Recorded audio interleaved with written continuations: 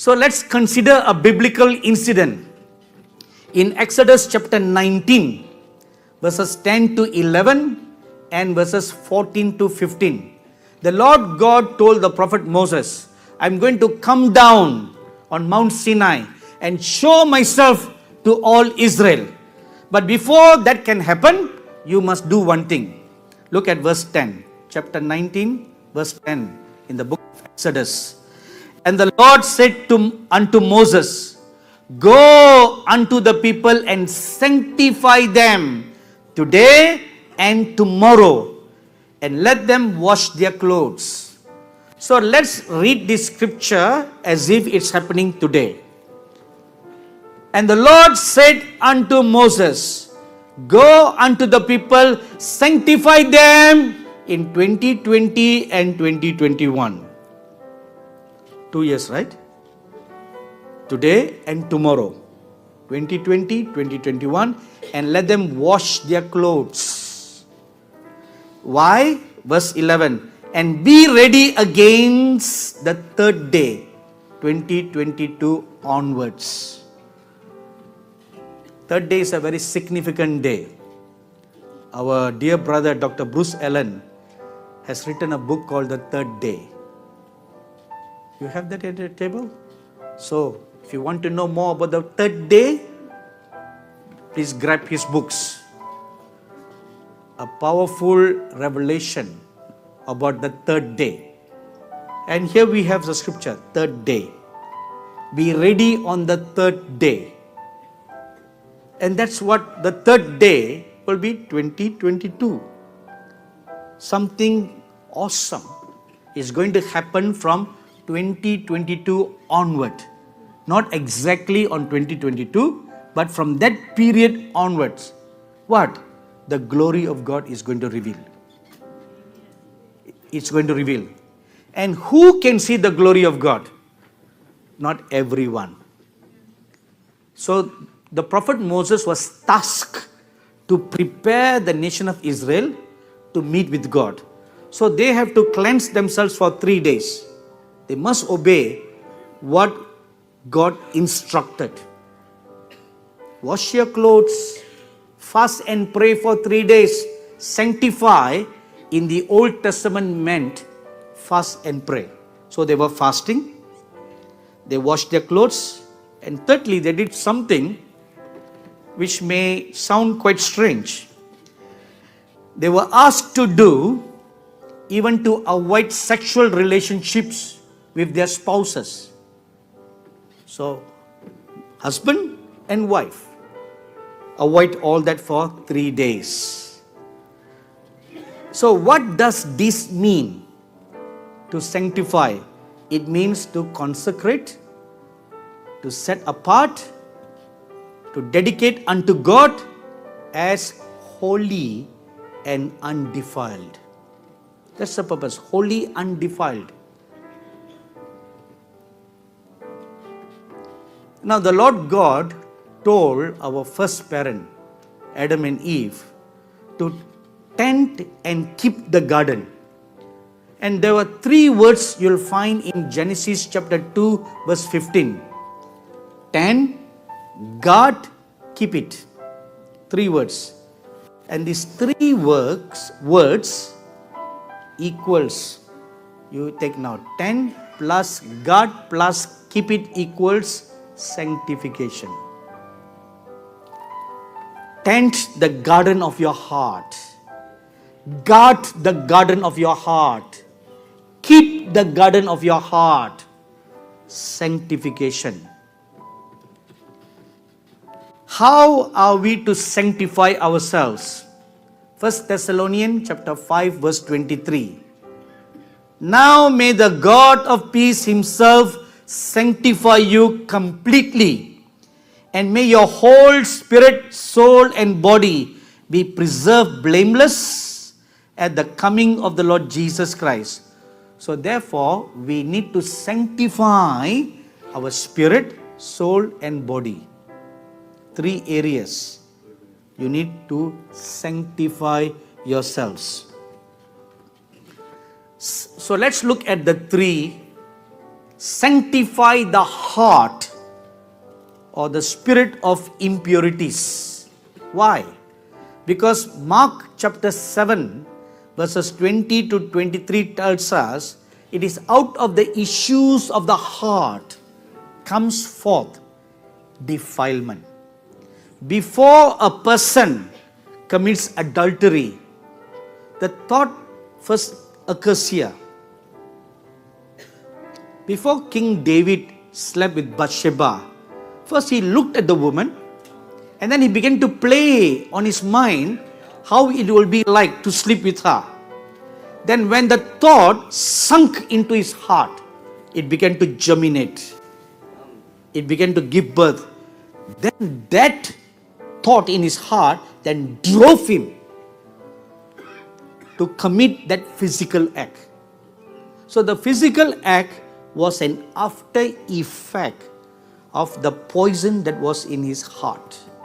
So out of the heart flows forth evil thoughts, adulterous thoughts, thoughts of stealing, thoughts of covetousness, wickedness, lewdness. They all come from the heart. Therefore,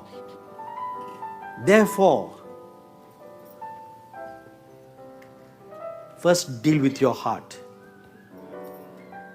You know, if you just remove away all the internet, all the mobile phones, you put safety feature, parental lock on your internet, on your phone. One parent just told me last week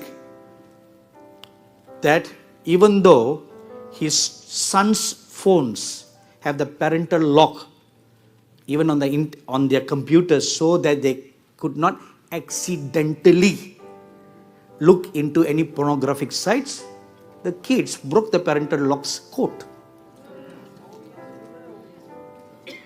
And the father told me, we were talking, and he told me, he said, I was shocked that my kids broke the code. How did they do that? And this man is in the IT industry. He's a programmer, he's a coder, So he wrote a code and to make it secured. And the kids broke it. And his older son, is 18. And the youngest son is 12 years old. They broke the code. And they were viewing it. So, and after he left, I pondered over the issue. It's not the physical thing, that you deal with. It's the heart. We need to teach our kids, it's not the device, it's the heart. Living sanctified lives. Living God-fearing lives. That's what we need to teach them. So that even when the parents are not around, even if they are surrounded by prostitutes, they will keep themselves holy, like how Joseph guarded himself. Right? If Joseph wanted to fall that day, he had all the reasons in the world to fall. Isn't it? Even if he had gone to bed with that Potiphar's wife, no one in Egypt would have known it. Because Joseph would not dare to say, and that woman would not dare to say, right? It will be a safely guarded secret, and it would have continued forever. A secret relationship. But Joseph told Potiphar's wife, though no one is watching, but God is watching. How can I sin against God? That's what he told her, no? How can I sin against God? And Joseph was just about 17 years old, if not more than 20 years old. So it's not, haven't gone into a young adult yet, still a teenager. So who put those values inside him? His upbringing, right? Parental upbringing. So that is a model. Parents have a great role to play. You don't just let your children choose their own lifestyle. No. Amen. You tell them, this is the way, walk in it. Amen. Take it or leave it. You know, I always quote this incident narrated by the late woman of God, Dr. Gwen Shaw. When she was growing up, she was a wild woman, like every young woman will be, you know. She's a Canadian.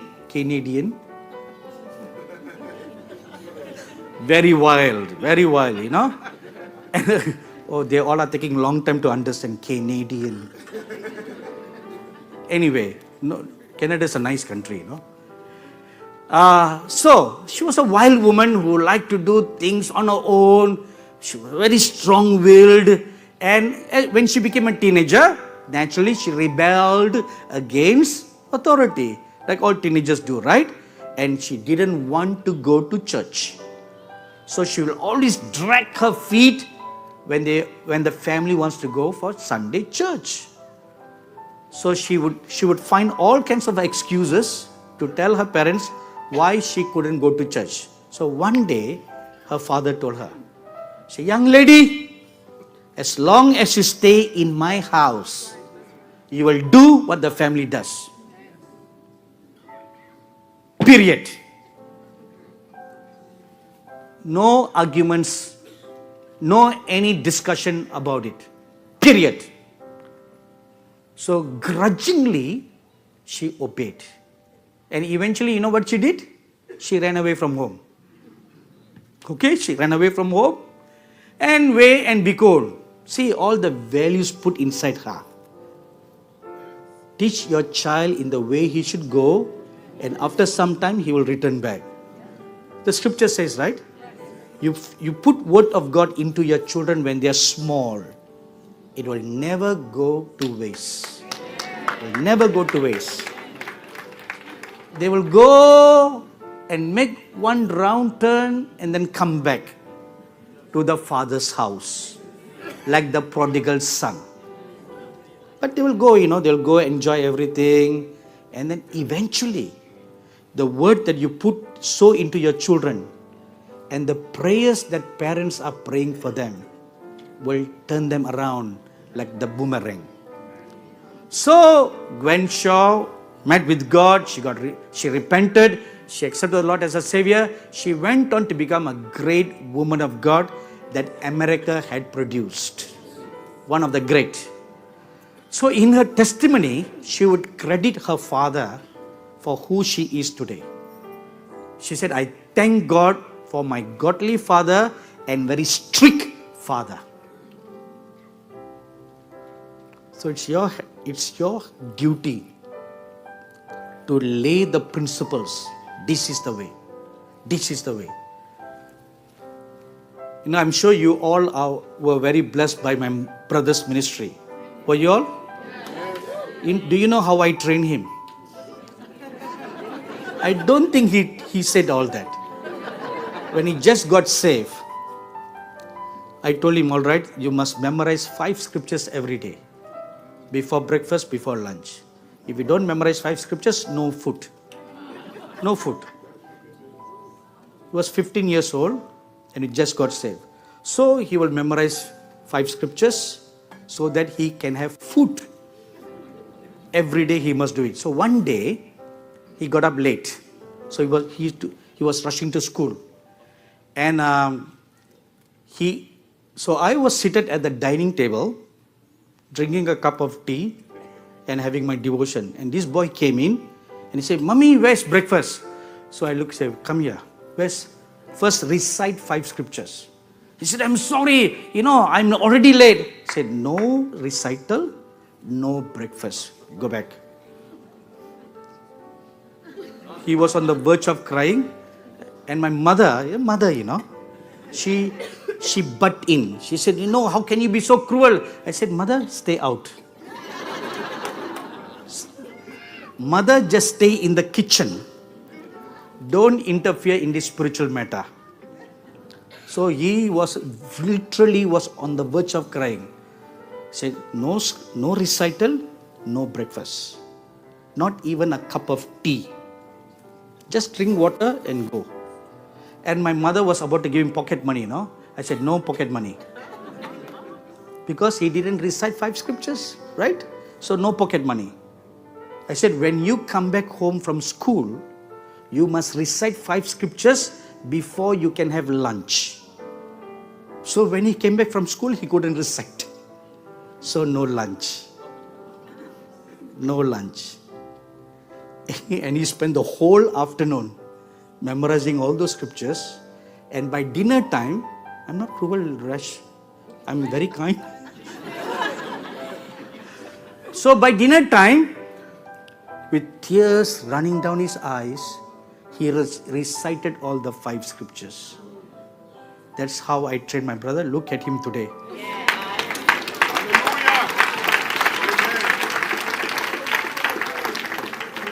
Today I'm very proud of him being a theologian. Not just a preacher, he's a theologian. But that was his humble training. Regularly fasting and praying, fasting and praying, fasting and praying. That was the training that was put. You want to hear another cruel story? Another crueler one. See, by now I got a little better with my mode of training. So I refined my training. My nephew, third nephew, he just had learned to crawl. So every morning at about 7 o'clock, he will crawl into my room. When I'm having my cup of tea and reading my scriptures, he'll bring his milk bottle. So he'll crawl, climb up on the sofa, sit beside me. I said, all right, I'll tell him, you drink your milk, I'll drink my tea. So when I'm done with my tea and you are done with your milk, we will read the Bible together. So, and this, I think he was about the age where he could talk a little. So after the milk is done, I carry him, make him sit on my lap. I said, okay, now uncle is going to teach you the word. You just repeat after me. So we went through from Genesis chapter 1 verse 1. In. Now you say in, he will repeat in. We went word by word, the whole chapter 1. So when we are done with chapter 1, I said, now it's the time, boy, let's kneel down and worship the Lord. So I make him kneel down. So little boy, not even a little boy, toddler, right? Fresh toddler, maybe just about 2 years old. I make him kneel down. So he knelt down and I said, come on, put up your hands. So I held up his hands and we went on worshipping the Lord. And I could feel him, his legs slowly going down. Little toddler, I will pull him up. Come on. Pull up. And so that went on for half an hour. Poor boy. Right? Poor boy. What a cruel uncle, isn't it? Okay. So before you come to that conclusion, hold. Listen to the whole story, okay? So, after 30 minutes or 45 minutes of worship, now time for prayer. Oh, Elizabeth, you thought it ended? No. Time for prayer. I said, come on, let's pray in unknown tongues. Of course, he was not baptized in the Holy Spirit yet. So, again, during the prayer, his legs will... So, come on, kneel up, stand up, straight up. It's straight up kneeling, It's not squatting kneeling. Straight up kneeling. So that will go for 1 hour of prayer. So after prayer, Amen. And the following day, he would not come into my room.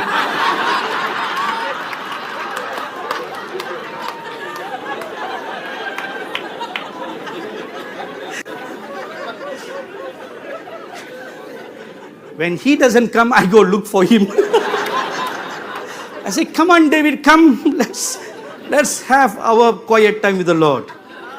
So I trained my nephew like that. Today, he is a man of God. Amen. He serves in full-time ministry and he's a worship leader. He worships so beautifully. See, this is the way to train. Amen. You train your child in the way that they should walk and they will walk in that way.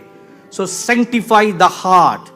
Now why must the heart be sanctified? Because God writes His laws on your heart. Jeremiah chapter 31 verse 33. Without purity of heart, you cannot see God. Matthew chapter 5 verse 8 and Hebrews chapter 12 verse 14. And because the heart is the abiding place of God, Luke chapter 17 verse 21 and John chapter 14 verse 23 and Revelation chapter 3 verse 20. Therefore, the heart must be sanctified. Secondly, the mind must be sanctified. The mind is your soul. It must be sanctified of all impurities. Why? Because that is where all the filth are lodged in your mind. They are lodged, they are planted, and you meditate upon them. So you want to sanctify the mind. It's the soul that goes and stands before God when you are praying. So when it stands before God, it must be clean. It must be pure from all filthiness. And another reason why you need to cleanse your souls, because when you receive a word from God, when God shows you a vision or a dream, it all occurs in the soul, your mind. If your mind is not clean, the word from God will get adulterated. And you won't have a clear, crystal clear picture. You'll have an adulterated picture and you will get a wrong interpretation. So you want your mind to be clean and pure so that you can receive a clean image from God and not a very distorted picture. So you want your mind to be like a still, clean water. So how can we sanctify the mind? Colossians chapter 3 verse 2. Set your mind on things above, not on things on the earth. Make your mind, put it up there. Don't put it down. If you put it down, the cares of this world will clutter the mind from being heavenly. It will make you more earthly. Think about this, think about that. You need food to eat, you need a job, you need income, you need to pay the bills. See, if you put it earthly, that's what your mind will get cluttered, and the cares of this world will choke you. Put it above. God has promised. He will give you your bread, He will give you your water, He will give you clothes to put on. He has promised. So why do you worry about something He has already promised to give you? Why? He said, I'll give you food to eat, I'll give you clothes to wear, I'll give you a place to stay. So why do you need to worry? Matthew chapter 6 verse 33. Seek first the kingdom of God and His righteousness, then all these things will be added to you. What are all these things? What are all these things? Food to eat, clothes to wear, a place to stay, or an income. He said He has promised. So set your mind on things that are above. Thirdly, sanctify the body. Why? Because 1 Corinthians chapter 6 verses 19 to 20 tells us it is the temple of God. Your body is the temple of God. And that is the reason why the Israelites were told to avoid sexual contacts with their spouses for 3 days. Why? 1 Corinthians chapter 6 verse 13. Now why they were asked to avoid sexual contacts even within a husband and a wife family relationship? It's not extramarital relationship, or it's not adultery or fornication. Just within a husband and a wife. Why were they told to avoid it for 3 days? To teach them one thing. That's what you'll find in 1 Corinthians chapter 6 verse 13, the second part. Now the body is not for sexual immorality, but for the Lord, and the Lord for the body. That is a form of fasting that will teach you self-discipline so that you don't burn with lust. You know, in the year 1986, I had a visitation from the Lord Jesus. So I was in my room waiting on the Lord.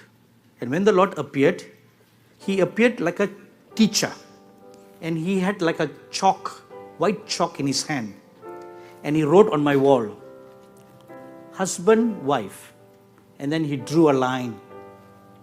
And then He wrote 7 qualities that a husband is required. 7 qualities that a wife needs. And then He drew a chain. This quality will breed this quality. And then the 7 qualities of a husband, they are another chain. The one related to another. And when a husband behaves like this towards his wife, the wife will reciprocate to the husband. So they are just interrelated to all that. And then he talked about sexual purity within the family circle. Not purity, sanctity. Sexual sanctity. And the Lord made a statement that really shocked me at that moment. He said, even a husband and a wife can commit adultery. I said, Lord, what do you mean? I've never heard this anywhere before. How can a husband and wife commit adultery between themselves? Adultery is a married person with another married person. Right, everybody? But how can it be within the two of them?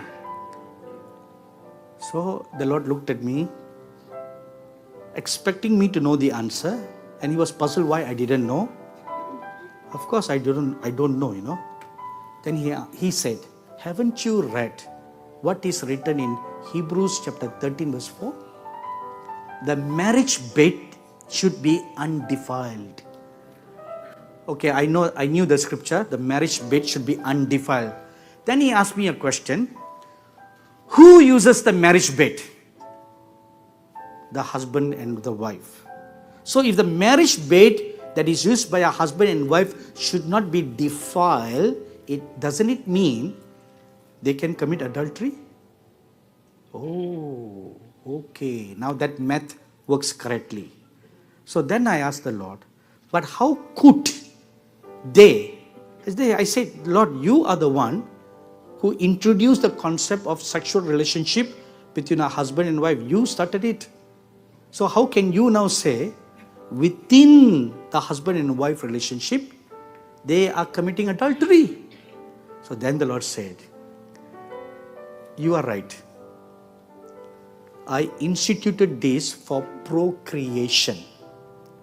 But what have you all made it out to be? You burn with your lusts. That is adultery. Within the normal sanctity of a pleasure that is shared between a husband and wife, that is God ordained. But when you go beyond that and you burn with your lust, you must have it even when the wife is not feeling well.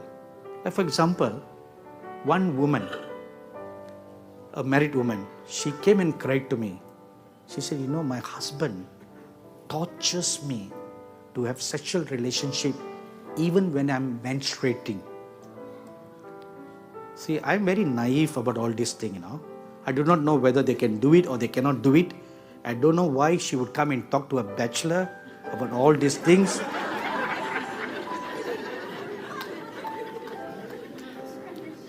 At least now, people look up to me like a father figure, you know. But in those days, I was very young, in my early 20s, and they would come and talk to me about such issues. And I would be totally at a loss. Didn't know how to help them or answer them. So all I would tell them is, okay, let me go and fast and pray. I'll come back and give you an answer. That's what I could do, you know. So I would go into my prayer closet, I'll bend my knees, I'll pray the whole day. to get one counsel from the Lord. That's how I would counsel people, with a word from the Lord. So he would torture me. Even when she tells her husband, please, I'm not feeling well, he wouldn't care. To him, he must fulfill his urge. Now that is burning with lust. That comes under that adultery category. So the marriage bed should be undefiled. Undefiled. So then the Lord said, when a couple, a married couple, when they engage in sexual relationship with purity of heart and with the fear of God, he said, I lay my hands and I bless them. See, that is the reason why it is written in my word, children are a blessing from God. Because He blesses the seed that they will be fruitful and multiply. So, to teach this concept of to be pure, that is why the Lord instituted stay away for 3 days. And in 1 Corinthians chapter 7, we also read where the Apostle Paul, through the Holy Spirit, gives counsel, except for prayer and fasting, you can stay away from each other, but not for any wrong reasons. You don't do that. If you do that, you are inviting demon spirits to come into your lives. One young woman,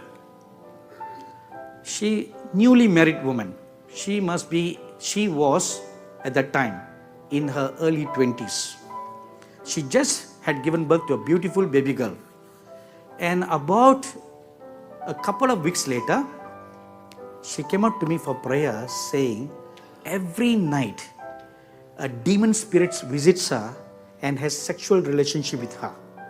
So I was very surprised to hear that, because this is a spirit-filled, God-fearing woman. How in the world an evil spirit could come to have a relationship with her? And it is not something spiritual, it was even physical. All right? So I was quite curious. So I had her husband and wife sit with me, and then I asked her several questions. So tell me completely what is troubling you. So she told me the whole thing. Every night in her dream, and evil spirits come, and he will come upon her, and she will physically feel it. And he will have relationship with her in a physical sense, like how she and her husband would have it. So I was very surprised. I've never heard anything like that in all my life till that time. So I wondered now how to help this woman. So I probed her with a few questions. Then I asked her, do you mind if I ask you some very private questions? She said, no, we don't mind. Are you and your husband having a healthy sexual relationship? Suddenly they became quiet. So then she said, then the husband told me,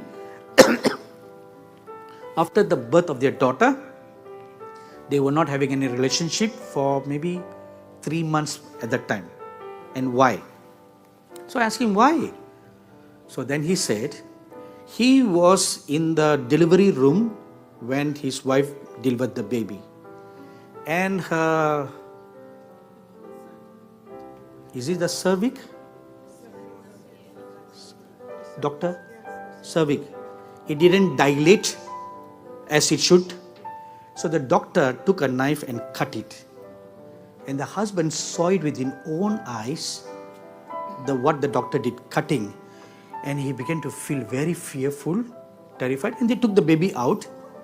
So that fear went into his mind, and he thought if he would have relationship with his wife, it will cause her great pain. So he avoided.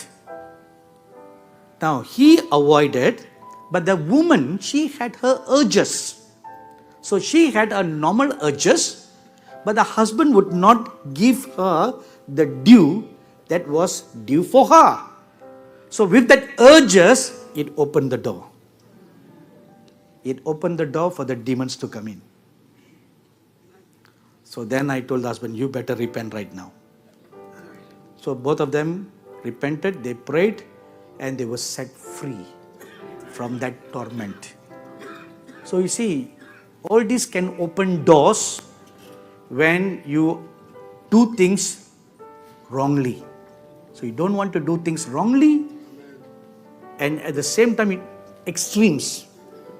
You don't want to go this extreme, you don't want to go to that extreme. You want to stay in the godly sanctity.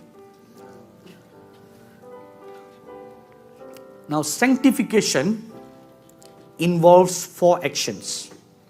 Number 1, refining. Malachi chapter 3 verse 3. He will sit like a smelter and purifier of silver, and he will purify the sons of Levi and refine them like gold and silver, so that they may present to the Lord offerings in righteousness. A refiner. So that is the first work of sanctification, refining. A good example of this is found in Daniel chapter 3. In Daniel chapter 3, you read about these 3 Hebrew young men who were forced to make a decision, either compromise their faith or stand up for the Lord. If they want to stand up for the Lord, they are going to become BFC, Babylon Fried Chicken.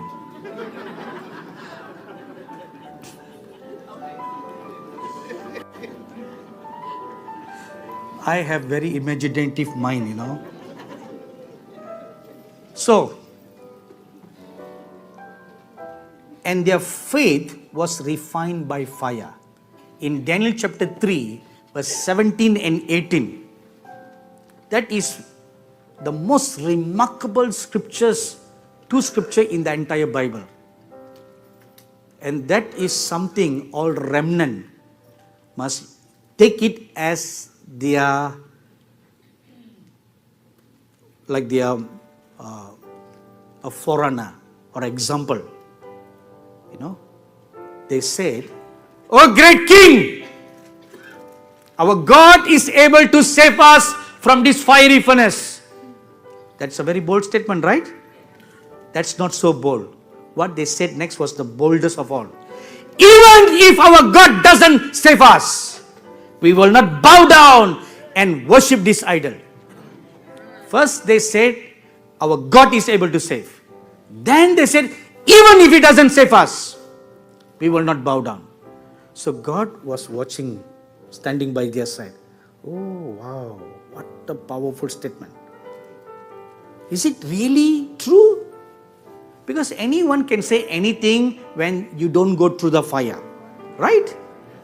Anybody can say anything, you know. But when you go through the fire, it's something else. So God waited patiently. If they would deny Him at the last moment.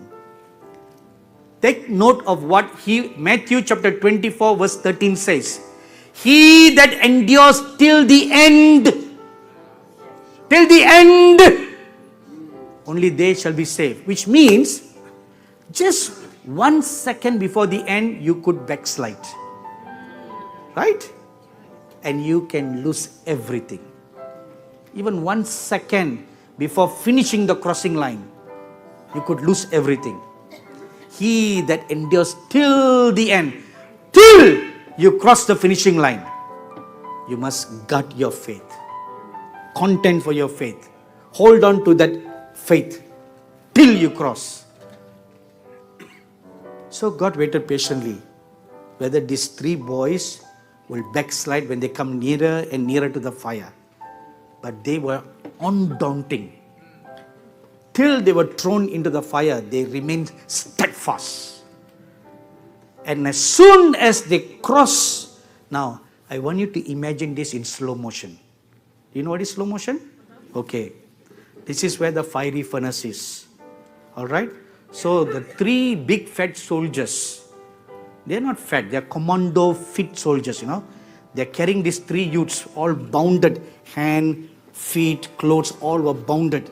They carried them and they came near. The scriptures specifically say those soldiers were able men. That means they were Marines or Navy SEALs those category, They carried those three soldiers, three boys, they came near, and just as they were about to throw, those three soldiers became BFCs because of the heat of the fire. Now is the time for slow motion, okay? Boom.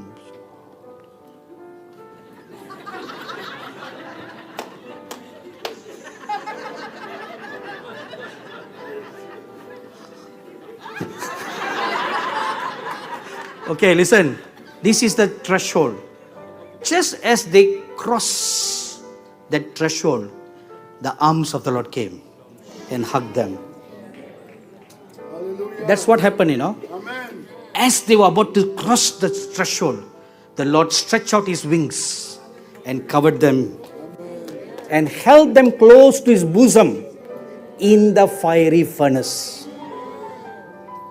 No harm came upon them. That's what happened. See, till the end, hold your faith.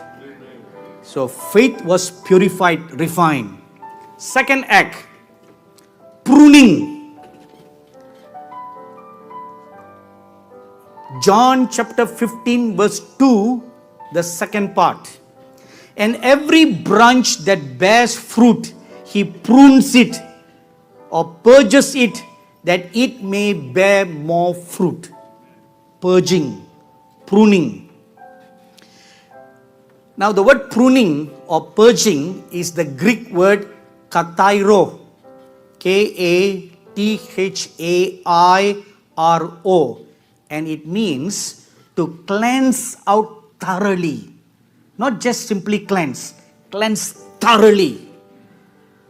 A good example is found in 2 Corinthians chapter 12 verse 7. A thorn in the Apostle Paul's flesh. What is the thorn? Why the thorn was given? To keep him from pride. It was a pruning thing, purging him. Each time he wants to stray a little bit, the thorn will prick him. Come on, come back. Thirdly, the third act of sanctification, removal. John chapter 15 verse 2, the first part. Every branch in me that does not bear fruit, he takes away. He removes. Takes away in the Greek is, it's quite difficult to pronounce, so I'll just spell it. A-I-R-O. And it means to lift up, to take away. A good example is found in 1 Samuel chapter 13, verses 13 to 14, and chapter 15, verses 26 to 28. The removal of King Saul from being the king of Israel. Removal. Why? He became disqualified. Removed. That's also sanctification. God removes the tares from your midst. Removes them. So don't cry when such a thing happens. First, you need to discern when a loss happens. What is the loss? Why the loss came? If the loss is the work of God, lift up your hands and say, praise the Lord. Even though they may be your number 2 man, your number 3 man, don't cry. Just send them, hallelujah, God, go in peace. Go in peace. Be fruitful and multiply wherever you want to go. But you may not be the right plant in the garden that God has for you.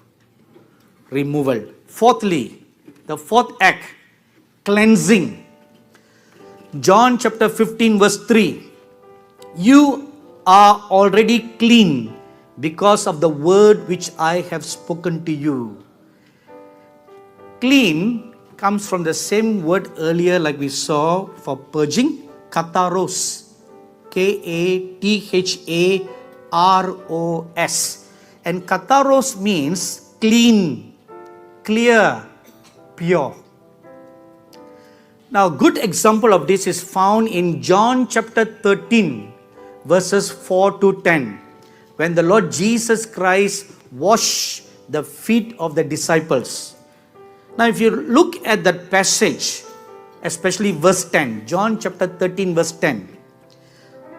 Jesus said to him, "He who has bathed needs only to wash his feet, but is completely clean.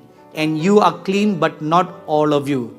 Now, if you look at the first sentence, the word kataro or clean is used in two different ways: bathe and clean, or wash, bathe, wash, or clean. Now, the word wash in the Greek is luo. Now, it's always Greeky to me. Is it to you? I don't know why preachers like to use Greek, Hebrew words, when it doesn't make any sense. Anyway, we'll follow the trend, okay? We'll just... It's L-O-U-O. It means to bathe the whole person. And the other word that is used in the scripture is the word clean. And the word clean in the Greek is nipto. N-I-P-T-O. And it means to cleanse, especially the hands, the feet, and the face. Now, if you put these two together, you get a meaning like this. Now, we need to go back to the book of Leviticus, where the priests were washed, consecrated, and cleansed. They were washed from head to toe once during the time of consecration. But every day when they go into the holy place, they must wash their hands and wash their feet before they enter in. So two kinds of cleansing. The first kind of cleansing was done by the Lord God when you were washed by His blood. But every day of our life, we commit sins of omission and commission, right? So you need to wash the hands and the feet, cleanse yourself before you come before the presence of God every day. Amen? So in conclusion, how to remain sanctified? We have seen all the theory, we have seen what needs to be done. Now an important question: not only how to be sanctified, but how to remain sanctified. John chapter 15, verses 4 and 5. Abide in me and I in you, as the branch cannot bear fruit of itself unless it abides in the vine, so can you unless you abide in me. I am the vine, you are the branches. He who abides in me and I in him, he bears much fruit, for apart from me, you can do nothing. So what's the key word here? Abide. So it brings forth another question. How to abide? Right? Not only you have found the answer, but how to abide. And the answer is found in John chapter 15, verse 7. If you abide in me and my words abide in you, ask whatever you wish and it will be done for you. So to abide in the Lord Jesus Christ involves four actions. Number one, prayer. Have a disciplined prayer life. Number two, meditating the Word of God. Not just reading the Word, you meditate the Word of God, because the Word of God will clean you. Thirdly, waiting on God. Just come and sit in His presence. Wait on Him, and His light will bathe you clean. It will bathe you. As He is in the light, so be you. Walk in the light. It will bathe you. And fourthly, abiding in Christ Jesus' love. John chapter 15, verses 9 to 10. So this is how we can remain sanctified all the time. It's not a difficult thing if you look at it. The word sanctification may be scary. But now if you look at this small thing here, microscopically, it is not difficult at all. Purpose in your life, that you will have regulated times of prayer. You can pray anytime, but build a regimental scheduled prayer time. Okay, 1 hour in the morning, I'm going to be undisturbed. I'm going to have a regular time with the Lord. Schedule yourself. In the same way, set a time for meditating the Word of God. And then set a time to wait on God. And then when you do these three, you are flowing in the love of God. The love will bubble inside you and you will flow automatically. Amen? Amen. Let's bow our head for a word of prayer. Our gracious and loving Heavenly Father, I have communicated to your children the words that you put in my mouth and which you task me to communicate to them. And I pray now, Lord, that you will embrace each and every one of your dear sons and daughters close to your bosom. And as a baby will drink milk from the mother's breast, let them lie on your bosom and learn of you and be comforted in your love and become one with you and eventually enter into union with you.